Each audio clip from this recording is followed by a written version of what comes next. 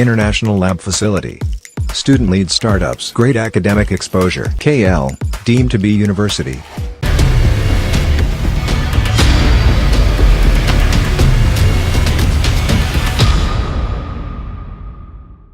ఆంధ్రప్రదేశ్లో ఎన్నికల వేడి రోజు రోజుకి ఇంకా పెరుగుతుందని చెప్పుకోవాలి. నియోజకవర్గాలకు అడుగు పెడితే సెగలు కక్కుతుందనే చెప్పుకోవచ్చు.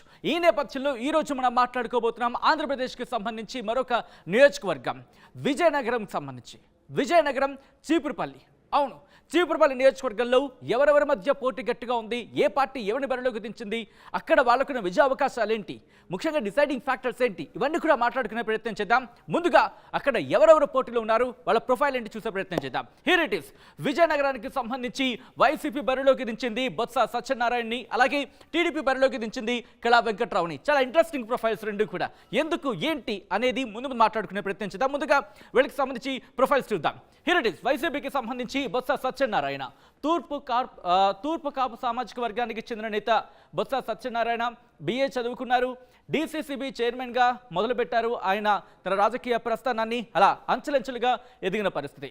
అలాగే 1999లో కాంగ్రెస్ తరపున బొబ్బిలి ఎంపీగా పోటీ చేశారు, విజయాన్ని సాధించారు. 2004, 2009లో ఎమ్మెల్యేగా పోటీ చేశారు, గెలిచారు. పిసిసి అధ్యక్షుడిగా కూడా పనిచేశారు బొత్స సత్యనారాయణ. దాంతోపాటు 2014 ఎన్నికల్లో పోటీ చేశారు, కానీ ఓటమిని చవిచూశారు. ఇక్కడ 2015లో ఇక్కడ వైసీపీలో చేరిన పరిస్థితి. దాంతోపాటు 2019లో వైసీపీ తరఫున పోటీ చేశారు, గెలిచారు. ఇప్పుడు మంత్రిగా అక్కడ పనిచేస్తున్నారు. దాంతోపాటు కీలక మంత్రిగా కూడా వ్యవహరిస్తున్నారని చెప్పుకోవచ్చు వైసీపీకి సంబంధించి. ఇది బొత్స సత్యనారాయణకి సంబంధించిన షార్ట్ ప్రొఫైల్. ఇక తెలుగుదేశం పార్టీకి సంబంధించి కిమిడి కళా వెంకట్రావు ప్రొఫైల్ చూద్దాం. ఈయన కూడా తూర్పు కాపు సామాజిక వర్గానికి చెందిన నేత. బిఏ-బిఎల్ చదువుకున్నారు. 1983, 1985, 1989, 2004లో తెలుగుదేశం పార్టీ నుంచి ఉణుకూరు ఎమ్మెల్యేగా పోటీ చేశారు, విజయాన్ని సాధించారు. దాంతోపాటు రాజ్యసభ ఎంపీగా కూడా ఆయన పనిచేసిన నేపథ్యం.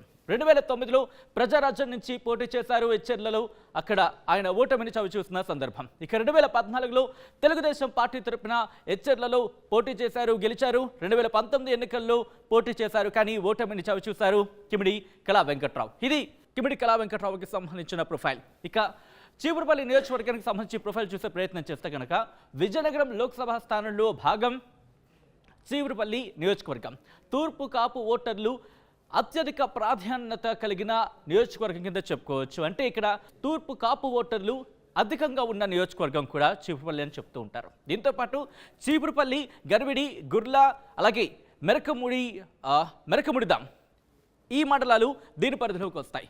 సో దీంతో పాటు ఇక్కడ సామాజిక వర్గానికి సంబంధించి ఎవరు ప్రభావం చూపబోతున్నారు, వాళ్ళ శాతం ఎంత, ఇదనేది ఒకసారి చూసే ప్రయత్నం చేద్దాం. Here it is. ఉమ్మడి విజయనగరం చీపురుపల్లికి సంబంధించి మాట్లాడుకుంటే ఇక్కడ తూర్పు కాపుకి సంబంధించి 60% మంది ఓటర్లు ప్రభావితం చూపించే అవకాశం కనిపిస్తోంది. యాదవ సామాజిక వర్గానికి సంబంధించి 20% మంది ఓటర్లు ఉన్నట్టుగా తెలుస్తోంది. అలాగే ఇతరులు 20% ఉన్న నియోజకవర్గం ఇది. ఈ నేపథ్యంలో ఇక్కడ ఎటువంటి ఇష్యూస్కి సంబంధించి, అంటే ఇక్కడ ఎవరికి విన్నింగ్ ఫ్యాక్టర్ ఎవరికి ఎక్కువగా ఉంది, దాంతోపాటు ఇక్కడ ఎవరి వ్యూహాలేంటి, దాంతోపాటు డిసైడింగ్ ఫ్యాక్టర్స్ ఏంటి తెలుసుకునే ప్రయత్నం చేద్దాం. మా ప్రతినిధి రాజేష్ అప్డేట్స్ అందించబోతున్నారు.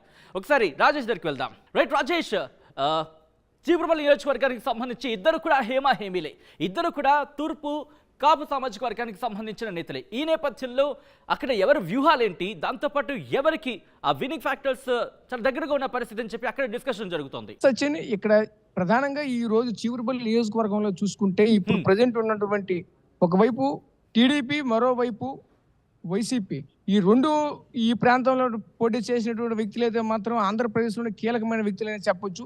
అయితే ఆయన కూడా ఇప్పుడు ప్రజెంట్ ఉన్నటువంటి బొత్స సత్యనారాయణ కూడా వైసీపీలో చూసుకుంటే కీలకమైన వ్యక్తి. అంతేకాకుండా పలు మంత్రి పదవులు అయితే ఇప్పటికే చాలా చేస్తున్నారు. అంతేకాకుండా మరోవైపు చూసుకుంటే ఇటువైపు చూసుకుంటే కళా వెంకట్రావు అయితే మాత్రం టీడీపీలో ఎన్నో పదవులు కూడా చేపట్టిన పరిస్థితి ఉంది. అయితే ఈరోజు ప్రధానంగా అక్కడ ఉన్న వాళ్ళ యొక్క ముందుకు ఏ విధంగా వెళ్తున్నారు అని మనం చూసుకుంటే కనుక అక్కడ ఆ ప్రదేశంలో ఉన్నటువంటి పరిస్థితులు అయితే మాత్రం ఒకవైపు చూసుకుంటే బొత్స సత్యనారాయణకు అనుకూలంగా కనిపిస్తున్న పరిస్థితి కనిపిస్తుంది. మరోవైపు చూసుకుంటే ఈ రోజు సడన్ గా వచ్చినటువంటి కళా వెంకట్రావుకి అయితే మాత్రం ఒక ప్రతికూలం అయితే మాత్రం కొంచెం కనిపించే యోచన అయితే మాత్రం ఉంది. ముందు ముందు ఇది సర్దుకుంటదని మాత్రం ప్రజెంట్ ఇక్కడ ఉన్నటువంటి కార్యకర్తలు అయితే మాత్రం చెప్పడం జరుగుతున్న పరిస్థితి కనిపిస్తుంది.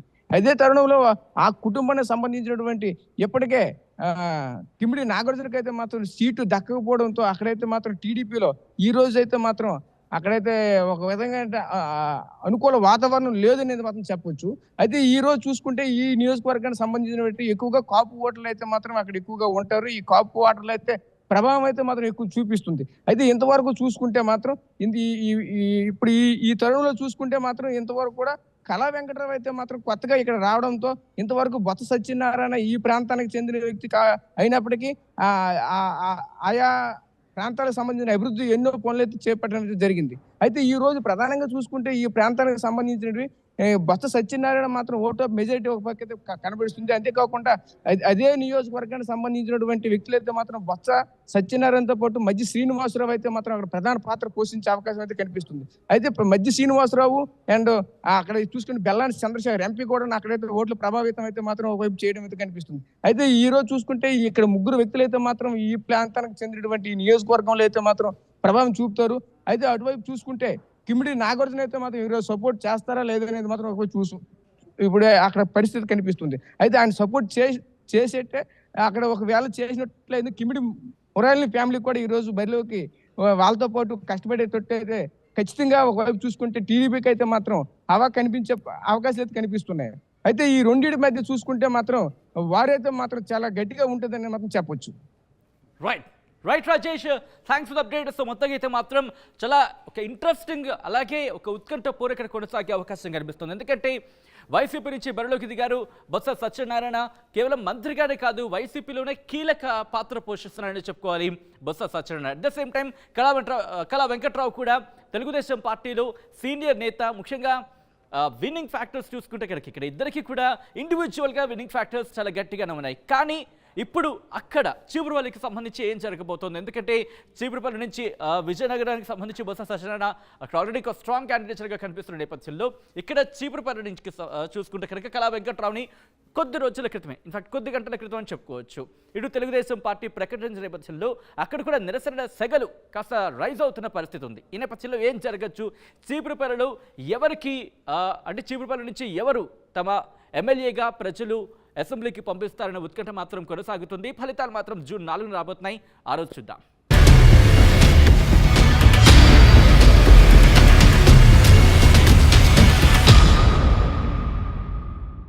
మరిన్ని వీడియోస్ కోసం ఛానల్ ని సబ్స్క్రైబ్ చేయండి. లేటెస్ట్ అప్డేట్స్ కోసం వాట్సాప్ ఛానల్ ని ఫాలో చేయండి. అండ్ లింక్ డిస్క్రిప్షన్ లో ఉంది.